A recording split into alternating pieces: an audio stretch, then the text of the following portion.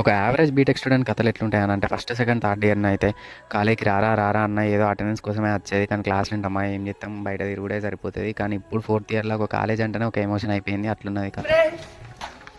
Friends దేనికి college వచ్చాం friends, దేనికి ఫ్రెండ్స్? ఫీజు కట్టడానికి ఫ్రెండ్స్, ఎండాకాలం సెలవులలో కూడా కాలేజ్కి వస్తాను. Dedication levels. Hi friends. ఎట్లయినా హాలిడేస్ కదా, కాలేజ్ అయితే ఖాళీగా ఉన్నది. అద్దన్న ఏదులు ఇచ్చే మన శివరంగాన్ని పోజులు గిట్ల ఉంటాయి అన్నట్టు కథలు.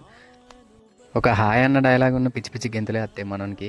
చక్కగా కంటెంట్ మాట్లాడడం రాదు మనకి, కానీ మంచి మంచి ఐడియాలు అయితే ఇస్తాడు. ఫుల్ వీడియో కాలేజ్ టూర్ చేయమని వాడే ఐడియా ఇచ్చిండు. ఫుల్ వీడియో కింద లింక్ ఉంటుంది, వెళ్ళి చూసేయండి కాలేజ్ వీడియో. ఇక తిప్పి తిప్పి కొడితే ఇంకో 1 month ఉన్నది. 1 month కూడా కాదు, ఒక 20 రోజులు ఉన్నది మా కాలేజ్ అయిపోయడానికి. ఇవి మోస్ట్ ఎండింగ్ డేస్ అన్నమాట మా బీటెక్ లైఫ్. 200 నోట్లు కౌంట్ చేసినావా? మరి 35 ఎట్లా? 35 200 రా అంటే ఎంత?